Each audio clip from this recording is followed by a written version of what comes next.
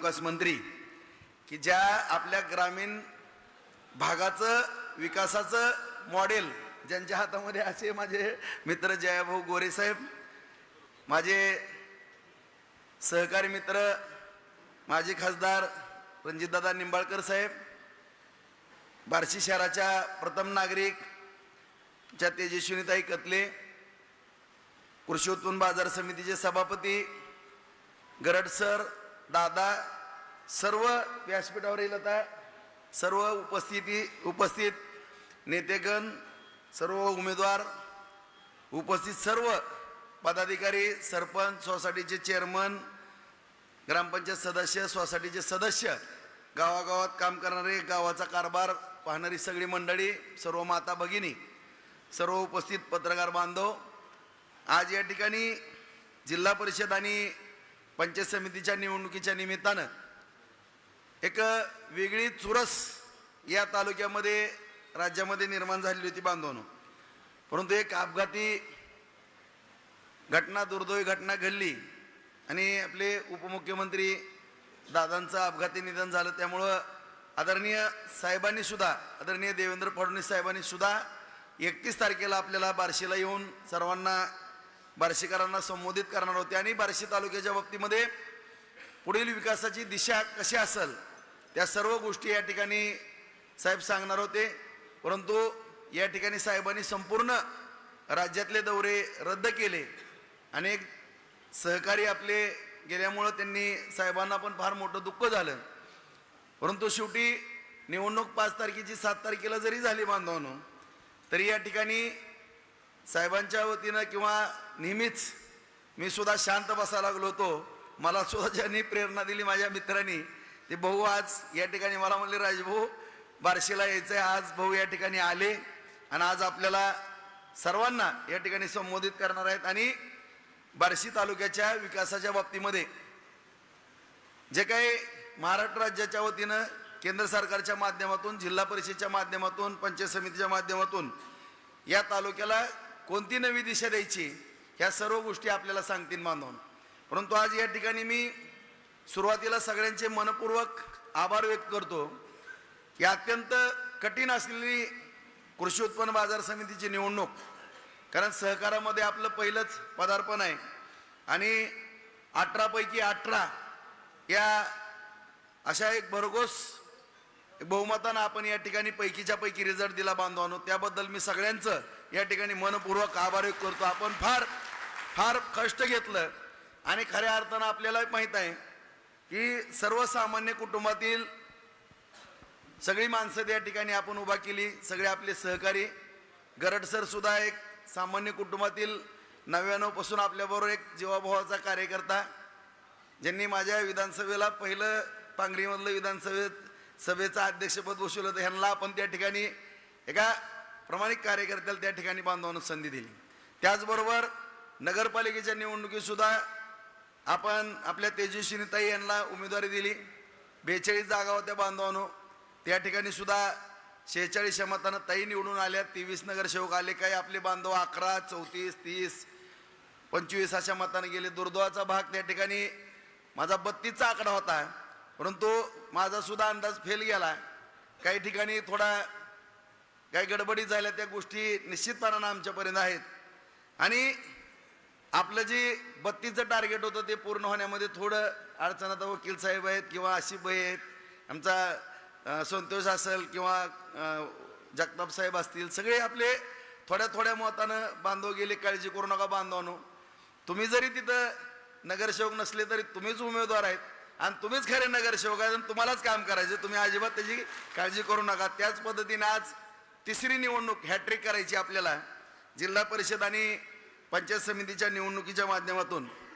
मी भाऊंना सांगू इच्छितो भाऊ की या ठिकाणी जे उमेदवार आहेत आपल्यासमोर, ते त्यांनाही बिचाऱ्यांना कधी वाटत नव्हतं की त्यांना या निवडणुका लढवण्याची संधी मिळेल किंवा जनतेतनं त्या उमेदवार निघतील.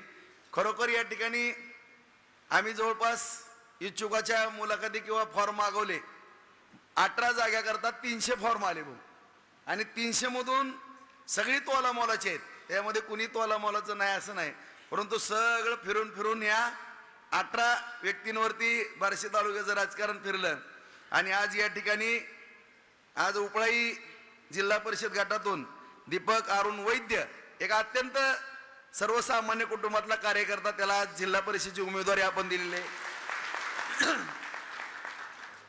त्याचबरोबर आपल्या पांगरी जिल्हा परिषद गटातून एक सातत्यानं पार्टी करता धडपडणारे देवेंद्र डोके यांच्या सुविध पत्नी रेश्मा ताई डोके यांना पांगरी जिल्हा परिषद मधून उमेदवारी दिलेली आहे.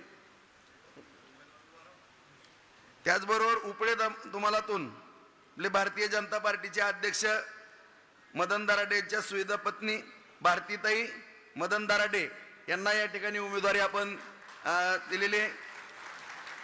त्याचबरोबर सर्वसाधारण गटातून पानगावमधून नंदकुमार दत्तात्रय काळे यांना या ठिकाणी उमेदवारी दिलेली आहे.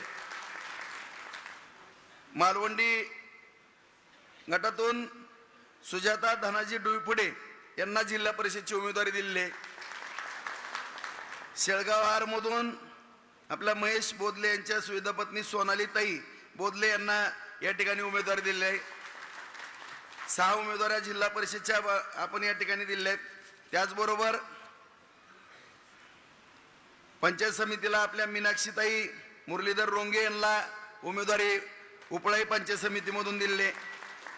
आगळगाव पंचायत समितीमधून सुरेखाताई वालचंद मुंडे यांना उमेदवारी दिलेली आहे. पांगरीतून आपले शरद वसंत बसवंत यांना उमेदवारी दिलेली आहे.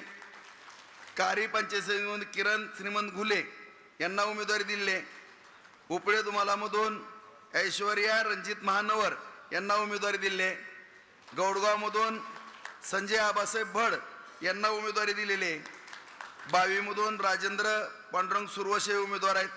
पानगावमधून सर्वसाधारणमधून भीमा धर्मा गव्हाणे यांना उमेदवारी दिलेली आहे. मालवंडीमधून विमलताई रामलिंग काटे उमेदवार आहेत. सासुरेमधून संतोष चंद्रकांत निंबाळकर यांना उमेदवारी दिलेली आहे. मानेगावमधून जयमाला भाऊसाहेब जाधव ह्या उमेदवार आहेत. आणि शेळगावमधून सविता विश्वनाथ साबळे सगळ्या उमेदवाराची ओळख झालेली आहे. बांधवांनो,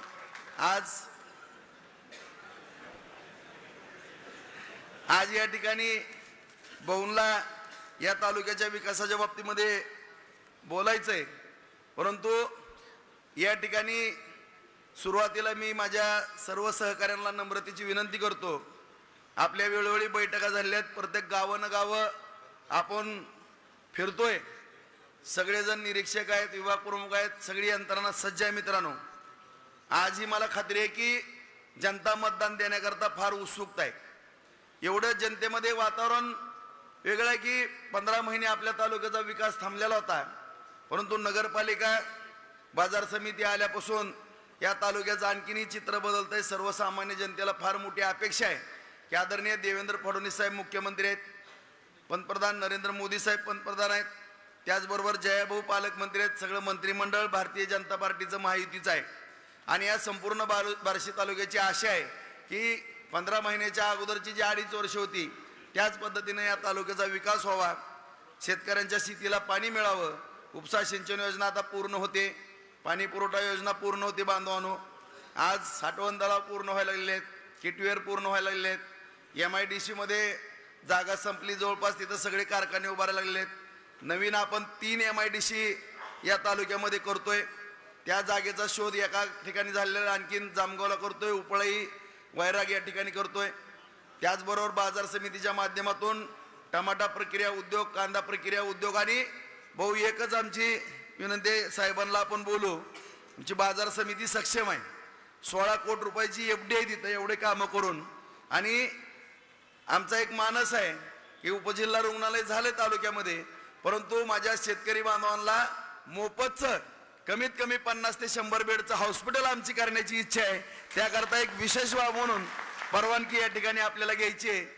आणि अशा रीतीनं बाजार समितीच्या माध्यमातून वेअर हाऊस सेविंग असेल, कोल्ड स्टोरेज असेल बांधवांनो, किंवा रोजगार निर्मितीचा विषय असेल, ह्या सगळ्याच गोष्टीला आपण प्राधान्य देणार आहोत.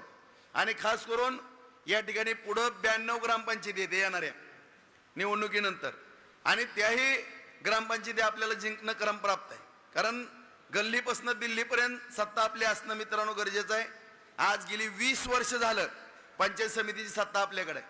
15 वर्ष होऊन गेली नगरपालिकेची सत्ता आपल्याकडे बांधवून, आणि बाजार समिती सुद्धा आता दुसऱ्या टर्मला आपल्याकडे आली. आज ग्रामपंचायती सुद्धा आपले 128 मधनं 102 ग्रामपंचायती आपल्याकडे आहेत. सोसायटी सुद्धा 135 मधून आपण 90 सोसायटी आपल्याकडे आहेत. तरी सुद्धा जी काही दुर्घटना 15 महिन्यापूर्वी घडली मित्रांनो, तो घडू द्या. त्या बाबतीमध्ये कुठलाही विषय आता राहिलेला नाही. आता सगळं आपण विसरून नव्या दिशेनं वाटचाल करतो. माझी सगळ्यांना नम्रतेची विनंती आहे की आज सर्वसामान्य कुटुंबातील एकदम बहु गोरगरीब कुटुंबातली माणसं आहे ती सगळी. फक्त आमचं एक जण जर बरं सोडलं तर नुसती शेतात काम करत होती, माहीत पण नव्हतं करणार. ती सरपंच हे पदाधिकारी आहेत, अत्यंत गरीबाची लेकरं या ठिकाणी. सगळ्याला विचारा, सगळी गरीबाची माणसं या ठिकाणी सगळ्यांनी सांभाळून पण घेतलंय. आणि भविष्य काळामध्ये सर्वसामान्य कुटुंबातील माणसं, तुमचं स्वतःचं काम विचारायला तुमच्याकडे येणारी माणसं या ठिकाणी जिल्हा परिषद पंचायत समितीला उभा आहेत. बाजार समितीला पण तेच आहे, नगरपालिकेला पण तेच आहे मित्रांनो. परंतु या ठिकाणी माझी त्या दिवशी पण मी सांगितलंय, आजही सांगतो, आणि आता मात्र माझ्याकडनं कुणालाही नेते मंडळीला एकही फोन जाणार नाही. स्पष्ट सांगतो भाऊंच्या समोर, एकही फोन जाणार नाही. मनानं काम करायचं. कुणीही अत्यंत काळजी घ्यायची, सगळ्यांनी मनानं सगळ्यांनी झटायचं. कुणाला लय फोन करायची वेळ येऊन देऊ नका. अत्यंत काळजीपूर्वक जी मतं द्यायला उत्सुक जनता आहे ती मतं गोळा करायचं काम करा. मी आज खात्रीशीर तुम्हाला सांगतो, पहिल्यांदा मी बहुला माहिती देत असताना सांगितलं होतं की भाऊ 4 जिल्हा परिषद आमच्या ए मध्ये आहेत, 1 बी मध्ये आणि 1 सी मध्ये. पण आज या ठिकाणी जे गेल्या 10-12 दिवसापूर्वीपासून आपण पळतोय, रात्रंदिवस करतोय, त्याच्यामध्ये तुम्हाला पण माहीत झालेलं आहे की 6 पैकी 6 जिल्हा परिषद आल्या म्हणून समजा ही परिस्थिती निर्माण झाली. आणखीनही 12 मधल्या 2 पंचायत समिती घासतायत. एक घासत होती ती जरा नीट झाली. आणखीनही 2 वरती आमचा फोकस या 2-3 दिवस आहेत. ती पण आपण थोड्याफार 100-150 मताच्या फरकात आहेत, तिला पण आपण बाहेर काढू. माझी प्रामाणिक भावना आहे मित्रांनो, आपण आपल्या वरिष्ठांकडे, साहेबांकडे, भाऊंकडे जाताना आपला निकाल हा 6 पैकी 6 आणि 12 पैकी 12 असा निकाल लागला तर मला समाधान आहे. माझ्या सगळ्या जुन्या गोष्टी मी विसरतो, परंतु ह्या 6 आणि 12 असा रिझल्ट लागला तर खऱ्या अर्थानं ग्रामीण भागातील जनतेनं जी आज माझी गेली 30 वर्ष झालं पाठराखण केली, ती मी खऱ्या अर्थानं समजन की मी केलेली मेहनत किंवा मी केलेलं कष्ट माझ्या कामाला आलं अशा पद्धतीने समजन. सगळ्याला मी सांगितलंय, कुणाला खवळलो, कुणाला प्रेमाने बोललोय. सगळ्या गोष्टी या ठिकाणी गेली 4 महिने झालं. तिसरी निवडणूक आहे. कशा पद्धतीनं आपण काळजी घेतोय, कारण एक चूक आपल्याला किती महागात पडली नीट बघा तुम्ही. कुठंतरी माझंही चुकलं असेल, नाही असं नाही, काय तुमच्या मनात असेल की मी चुकलो, परंतु मी माझ्या जागेवर बरोबर होतो मित्रांनो. माझ्या नेत्यासाठी मला जे करायचं होतं प्रामाणिकपणाने केलं. आज त्यांच्याकडे अख्खा राज्य नाही, अख्खा देश पाहतोय वेगळ्या विषयात. हे हा माणूस विकासाच्या बाबतीमध्ये मी सगळ्याला सांगितलं होतं की साहेबांमुळे आपल्या तालुक्याला एक वेगळं चित्र निर्माण व्हायला लागलं. 4-4 हजार कोटी कोण देतं बाबा कुठल्या तालुक्याला? कॅबिनेट मंत्र्यांना लवकर एवढा निधी मिळत नाही. परंतु एक सर्वसामान्य कुटुंबातला राजभाऊ राऊत नावाचा कार्यकर्ता एक विरोधी पक्षात साहेब असताना पाठिंबा दिला. तेवढ्याच गोष्टी करता त्यांनी लक्ष दिलं आणि या तालुक्याचं नंदनवन करण्याचा प्रयत्न केला. 50,000 एकर जमीन एप्रिल एंडपर्यंत आज बागायत होती, आपल्या सगळ्यांना माहिती आहे. एवढाच सगळे रस्ते, गटारी, दिवाबत्ती, एका गावाला 2 कोटी, 3 कोटी, 5 कोटी, 10 कोटी, 15 कोटी, 4-4 हजार कोटी शेतकऱ्यांना अनुदान. कुठलं अनुदान येतंय माहीत नसायचं. ही सगळी पार्श्वभूमी तुम्हाला पण माहित आहे, सगळ्या ग्रामीण भागाला माहित आहे. आणि एवढं घवघवीत देणारा जर दातृत्व असलेला नेता, त्यांना जर आपल्याला खऱ्या अर्थानं पुढं तालुक्याचं कल्याण करायचं असेल, सगळ्यांनी काळजी घ्या. कुणाचेही हे विधायक काढू नका. आणि ग्रामपंचायत तर विषयच करू नका. आता कोणी त्या दिवशी सांगितले, कुणाच्या ग्रामपंचायती काय करायच्या, पार्टी बैठक घेईल आणि पार्टी निर्णय घेईल कुणाला सरपंच करायचं, काय करायचं. जर ग्रामपंचायतच्या नावावरती पार्टीला कोणी धक्का दिला तर सगळ्याला माहित आहे. मग त्याच्यामुळं कुणी सुद्धा असल्या भानगडीत पडायचं नाही. पार्टी ही आपलं कुटुंब आहे. भारतीय जनता पार्टीमधून आपण काम करत असताना पार्टी कुटुंब आहे, आपली आई आहे. ह्या सर्व गोष्टीची जाणीव सगळ्यांनी ठेवायची. मी 3दा सांगतोय. आणि अशा पद्धतीनं सगळ्यांनी एवढं जर आपल्याला भरभरून या तालुक्याला जर चांगलं जीवन जगण्याची संधी जर आपल्याला साहेबाच्या माध्यमातून किंवा राज्य सरकारच्या केंद्र सरकारच्या माध्यमातून मिळाली असेल आणि आपल्या लेकरा बाळाच्या ताट सोन्याचं जर समोर ठेवलेलं असेल मित्रांनो, तर ते स्वीकार करायचा का नाही ही आपल्या सगळ्यांची जबाबदारी, माझी एकट्याची नाही. त्याच्यामुळं अत्यंत काळजी घ्या. सगळं वातावरण छान झालेलं आहे, प्रत्येकाने काळजी. आता मला बरं वाटलं त्या दिवशी काय काय गावं उठवली तुम्ही, बरोबर आहे का? सगळे मला व्हॉट्सअपवरती यायला लागले, हम एक है हम एक है. तसंच करा आता, हम एक हेच म्हणा, एकामेकाचं काय फरफरा ओढ नका, बरोबर आहे? आता काय लय बोलत नाही, भाऊ आहेत म्हणून भाऊ म्हणते मी काय बोलायला लागले. सगळेजण काळजी घ्या. खात्रीशीर मी सांगतो की चांगला रिझल्ट येणार आहे आणि ग्रामविकास खातं चावी हित आहे सगळी, आणि सगळं आपलं ग्रामीणचं अवलंबून हित आहे. ते काय माझे जीवाभावाचे मित्र आहेत, काय नाही म्हणणार नाहीत. मागल ती इच्छा पूर्ण होईल, परंतु सगळी इच्छा मताच्या रूपानं पूर्ण करणं तुमची पण जबाबदारी आहे, बरोबर आहे का? तुम्ही अगोदर इकडं मतदान रूपी दान द्या.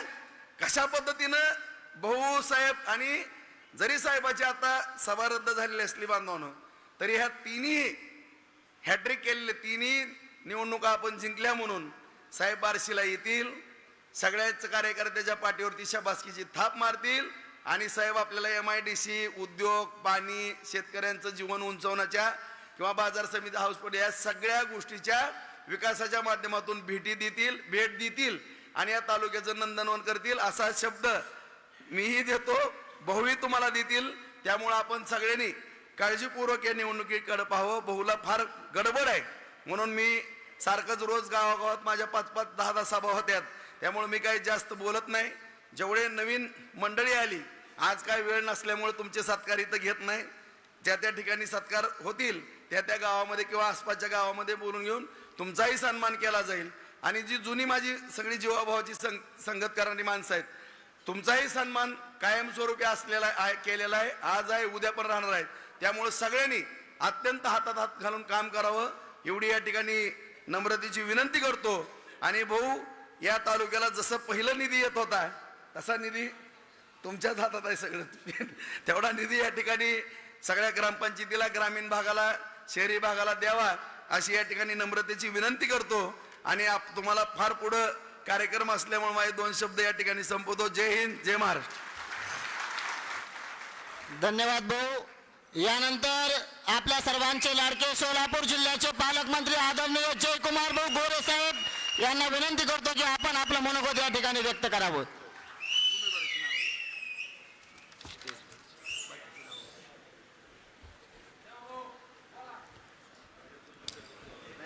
काय गाडी ओके?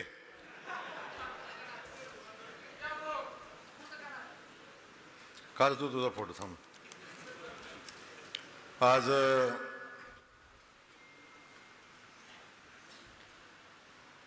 जिल्हा परिषद पंचायत समितीच्या निवडणुकीच्या अनुषंगानं येणाऱ्या 5 वर्षासाठी आपल्या बार्शी तालुक्यातल्या जिल्हा परिषदेच्या निमित्तानं या तालुक्याचं भविष्य आपण कुणाच्या हातामध्ये देणार आहे? बार्शीची पंचायत समिती आपण कुणाच्या हातामध्ये देणार आहे हे ठरवणारी ही निवडणूक. आणि या निवडणुकीच्या प्रचाराच्या अनुषंगानं होत असलेल्या आपल्या प्रमुख कार्यकर्त्यांच्या बैठकीच्या निमित्तानं या ठिकाणी उपस्थित असलेले माढा मतदारसंघाचे माजी आमदार, राजाभाऊंचे आणि माझे आमचे घनिष्ठ मित्र, अनेक कर्तृत्वान माजी खासदार सन्माननीय रणजितदादा नाईक निंबाळकर, आणि ज्यांच्या नेतृत्वाखाली आपण विजयाची हॅट्रिक करणार आहे,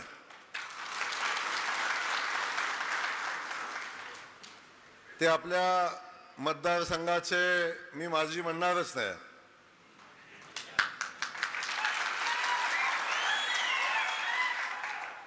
या मतदारसंघाचे आमदार सर्वसामान्य माणसाचा आमदार, सर्वसामान्य माणसाचा नेता आणि माझे बंधुतुल्य मित्र सन्माननीय राजाभाऊ, आपण बार्शी शहरानं ज्या आमच्या बहिणीला 5 वर्षासाठी शहराची सेवा करण्याची संधी दिली, त्या आमच्या तेजस्विनीताई,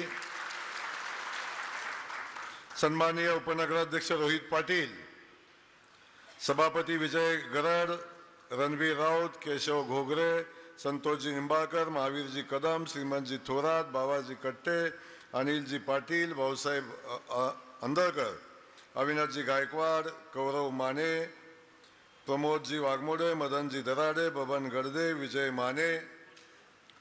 मी आपलं वाचून दिलेली नावं, लिहून दिलेली नावं वाचल्यात, पण त्याच्याही पेक्षा खूप जुने, जाणते आणि महत्त्वाची लोक स्टेजवर आहेत. आपल्या सगळ्यांची क्षमा मागतो, काय आपल्या सगळ्यांना माहिती आहे की आता मला 4:30 टेकअप करायचं आहे.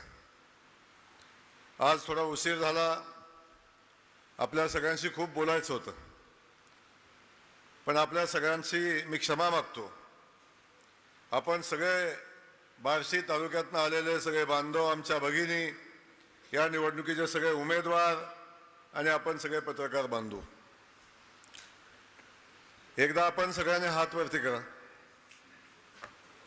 जोरदार टाळी वाजवा.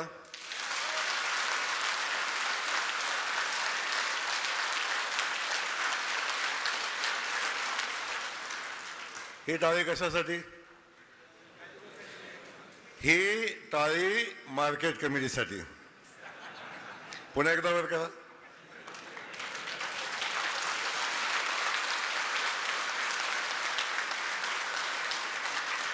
ही टाळी बार्शीच्या नगरपालिकेसाठी. आणि ऍडव्हान्स टाळी वाजवायची का आता? वाजवा.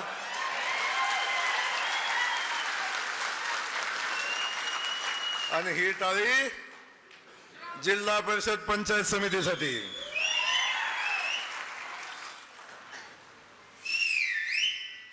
मी आपलं मनापासून अभिनंदन, मनापासून कौतुक करणार आहे.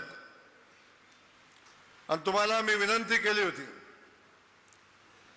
की मार्केट कमिटीमध्ये सत्ता द्या, नगरपालिकेमध्ये सत्ता द्या, तुम्ही सांगाल ते करू, तुम्ही सांगाल ते करू. आणि मी लोकांना विचारलं होतं की सांगा आमचे विरोधक निवडून आले तर हे कुठून करणार आहेत. आमच्या लोकांना खरं पटलं की ह्या विरोधकांच्याकडं करण्यासारखं काही नाही, अशा बिनपाण्याच्या विहिरीत उडी मारायची नाही.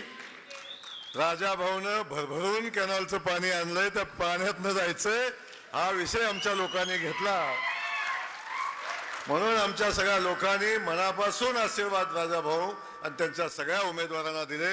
मी मनापासून आपलं कौतुक करतो. वास्तविक पाहता आपल्या सगळ्यांचं कौतुक करण्यासाठी मार्केट कमिटीची निवडणूक लागली. राजाभाऊ, माझ्याकडून सीएम साहेबांनी सगळी माहिती घेतली. बार्शी नगरपालिकेची निवडणूक लागली. निवडणुकीच्या अगोदर मी साहेबांना सगळी वस्तुस्थिती सांगितली.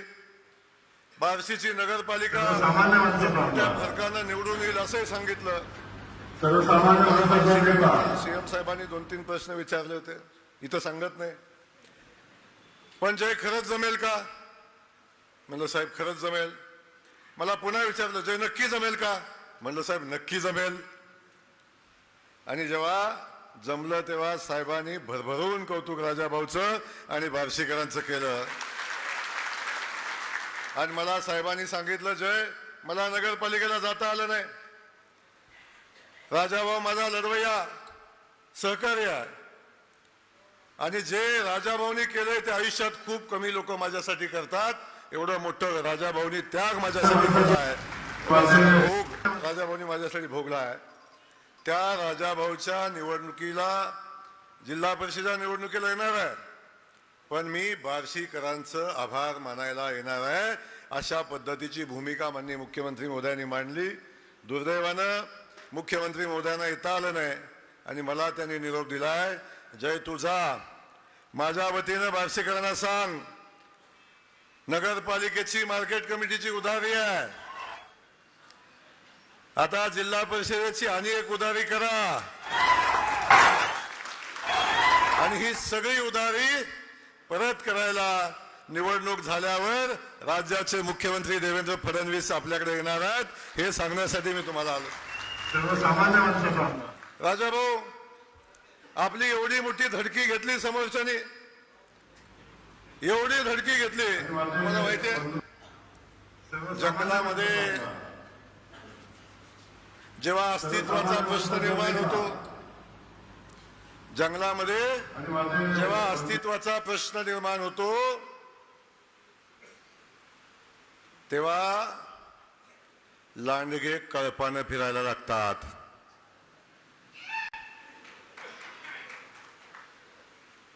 जेव्हा अस्तित्व संपतंय असं वाटतं, अस्तित्वाचा प्रश्न निर्माण होतो, तेव्हा लांडगे कळपानं फिरायला लागतात की आपण एकत्र फिरायला लागल्यावर तरी वाघाच्या तावडीतनं वाचू असं लांडग्यांना वाटतं, पण ते समाधान तात्पुरतं असतं. ते समाधान तात्पुरतं असतं. राजाभाऊचा दसका आमच्या वाघाचा एवढा मोठा दसका घेतलाय. सगळ्या अनैसर्गिक युती इथं झाली, सगळ्या ब्लड ग्रुपची लोक एकत्र आली. पण तुम्हाला एक सांगतो, आपण सुद्धा दवाखान्यात जातो, तुम्हाला रक्त भरायचंय तर ते रक्त तुमच्या ब्लड ग्रुपच मागितलं जातं. वेगवेगळ्या ब्लड ग्रुपचं रक्त तुमच्या बॉडीमध्ये जेव्हा वेगळ्या ब्लड ग्रुपचं रक्त भरलं जातं तेव्हा पेशंट काय होतं? पेशंट. त्यामुळं आता इथलं पेशंट तुम्ही काळजी करू नका. मी तुम्हाला हे सांगण्यासाठी आलोय बाबांनो की आता मागची नगरपालिकेची निवडणूक होती. राजाभाऊ, मला मुख्यमंत्र्यांच्याकडे मागायचं होतं. नगरपालिकेला राजाभाऊच्या पैसे द्या, आम्ही दोघांनी सीएम साहेबांच्याकडे मागितलं असतं. पण माननीय मुख्यमंत्री महोदयांनी माझ्यासारखा सामान्य घरातला एक पोरगा राज्याच्या ग्रामविकास खात्याचा मंत्री केला आहे. आता मी ग्रामविकास खात्याचा मंत्री असताना जिल्हा परिषद, पंचायत समिती आणि ग्रामपंचायत, तर भविष्यात ग्रामपंचायतीच्या निवडणुका होणार आहेत, या तिन्ही संस्था माझ्या खात्याच्या अंतर्गत येतात. या तिन्ही संस्था माझ्या खात्याच्या अंतर्गत येतात. आणि या जिल्हा परिषद, पंचायत समिती, ग्रामपंचायतीतनं जे काम होतं, जो निधी या तिन्ही संस्थांना येतो, तो सगळाच्या सगळा निधी ग्राम विकास खात्याच्या माध्यमातून येतो. लक्षात ठेवा, ग्राम विकास खात्याच्या माध्यमातून येतो. मग माझ्या खात्याअंतर्गत या गावखेड्यातली सगळी कामं, एकही काम असं नाही की जे दुसऱ्या खात्याकडून करायची आवश्यकता असते. अनेक खाते देतात पैसे इथं, पण एकही काम असं गावखेड्यातलं नाही जे की ग्रामविकास खात्याच्या माध्यमातून होत नाही. मुख्यमंत्री सडक योजना ग्रामविकासकडं, प्रधानमंत्री सडक योजना ग्रामविकासकडं, 30-54 रस्ता ग्रामविकासाकडं, 50-54चा रस्ता ग्रामविकासकडं, पूल बांधायचंय ग्रामविकासकडं, गावातला अंतर रस्ता करायचाय ग्रामविकासकडं, गावातलं गटर करायचंय ग्रामविकासकडं, गावात ग्रामपंचायत कार्यालय बांधायचंय ग्रामविकासकडं, गावात मंदिर बांधायचंय ग्रामविकासकडं, गावात स्मशानभूमी बांधायची ग्रामविकासकडं, स्मशानभूमीतला कट्टा बांधायचा आहे ग्रामविकासकडं. गावामध्ये जे काम आहे ते प्रत्येक काम ग्रामविकास खात्याच्या माध्यमातून मंजूर होतं. आणि मग सांगा सोपल साहेब,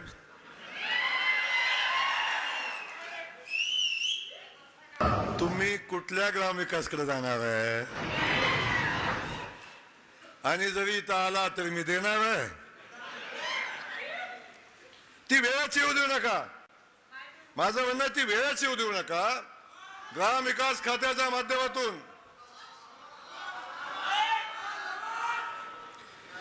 ग्रामविकास खात्याच्या माध्यमातून जे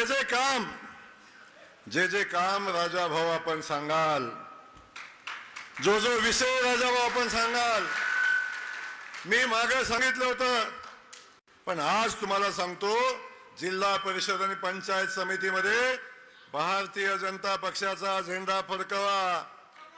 बार्शी पुरता तरी ग्रामविकास खात्याचा मंत्री राजाभाऊ देण्यात ठेवा. राजाभाऊ जे सांगेल ते सगळंच्या सगळं या भागामध्ये देण्याची भूमिका आपण घेऊ. काय केलं नाही राजाभाऊने इथं. आज बार्शी उपयोजनेचं काम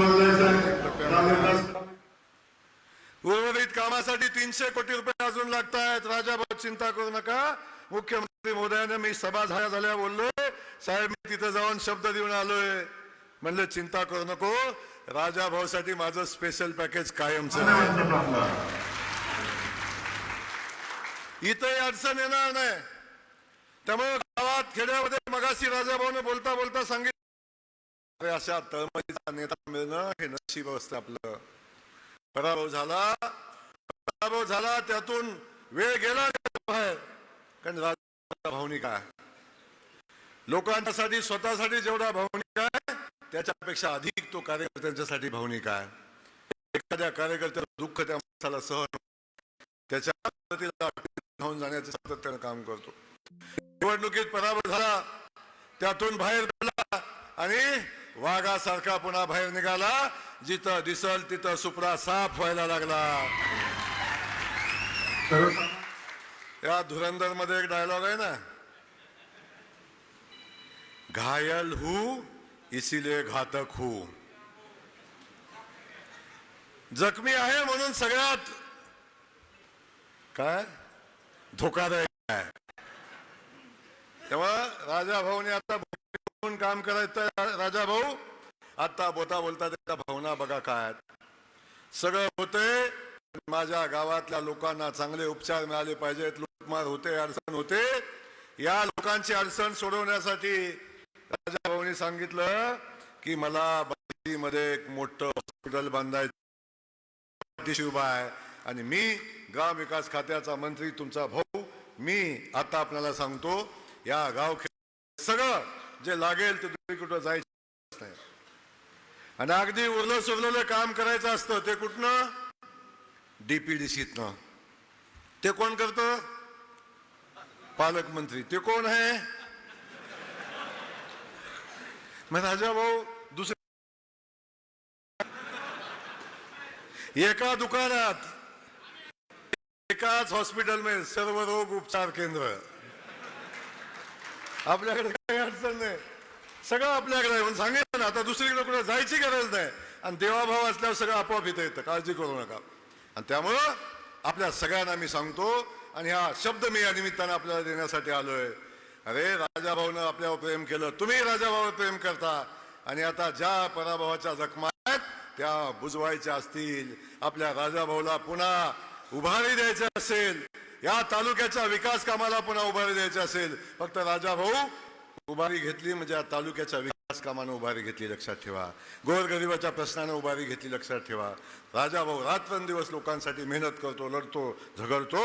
आणि तो राजाभाऊ पुन्हा एकदा उभा राहण्यासाठी भारतीय जनता पक्षाचा झेंडा सोलापूर जिल्ह्याच्या इतिहासामध्ये राजाभाऊ पहिल्यांदा सोलापूर जिल्ह्याच्या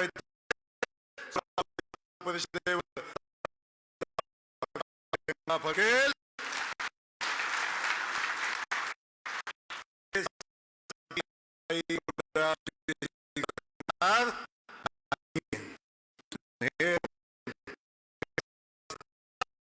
राजाभाऊची सोलापूरच्या जिल्हा परिषदेत ताट राहिली पाहिजे, बार्शीची मान ताट राहिली पाहिजे. याच्यासाठी जबाबदारी कुणाची आहे, कुणाची आहे, घेतली. आता तुम्ही जबाबदारी घ्या. तुम्ही राजाभाऊच्या सगळ्या उमेदवारांच्या पाठीशी ताकदीने उभे राहा आणि 6च्या 6 उमेदवार आणि 12च्या 12 पंचायत समिती सदस्य आपण ताकदीने निवडून द्या. बाकीचं सगळी चिंता तुम्ही आमच्यावर सोडा. हा तुमचा भाऊ, हा तुमचा भाऊ. इथं राजा भाऊ आपल्या सगळ्यांना शब्द देतो. सगळ्यांनी एकदा हात वर करा बघू. ताकदीनं लढायचं नक्की. आपलं इथलं नाव, देवाचं नाव काय इथलं? भगवंताला तीर्थक्षेत्राचा दर्जा देणार आहे. पण ज्याने हात वर केला त्या माणसाला भगवंत रायाची शपथ आहे. आता थांबायचं, आता जिंकायचं. आणि आता जिंकण्यासाठी तुम्ही लढाच, पण तुमच्या सोबत प्रत्येकाने 10-10 मताची बेरीज करा. निवडणूकला जिंकणं अवघड नाही आणि ते तुम्ही हातात घेऊन करा. एवढंच सांगण्यासाठी मी इथं आलोय. मला खात्री आहे आपण सगळेजण ताकदीनं उभं राहाल आणि राजाचा मान ताट कराल. भारतीय जनता पक्षाला ताकद द्याल, बळ द्याल. आणि इतिहासामध्ये पहिल्यांदा बार्शीची पंचायत समिती भारतीय जनता पक्षाच्या झेंड्यावर आपण जिंकून आणाल अशा पद्धतीच्या भावना व्यक्त करतो. पुन्हा एकदा आपल्याला जाताना एक शब्द देऊन जातो. चिंता करायची नाही, आता लढायचं आहे. पण लढत असताना या तालुक्याच्या प्रत्येक प्रश्नाच्या संदर्भातली भूमिका घेऊन अख्खं ग्रामविकास खातं, अख्खं सरकार आपल्या पाठीशी ताकदीनं उभं राहील हा शब्द या निमित्तानं देतो. 7 तारखेला कमळाच्या चिन्हाच्या समोरचं बटन दाबायचंय, बरोबर? 7 तारखेला कमळ चिन्हाची काळजी तुम्ही घ्या. आमचे देवाभाऊ सातत्यानं सांगतात 7 तारखेला कमळाची काळजी तुम्ही घ्या. पुढचे 5 वर्ष तुमची काळजी आम्ही घेतो असा शब्द तुम्हाला देतो आणि आपल्या सगळ्यांना धन्यवाद देऊन थांबतो. जय हिंद, जय महाराष्ट्र.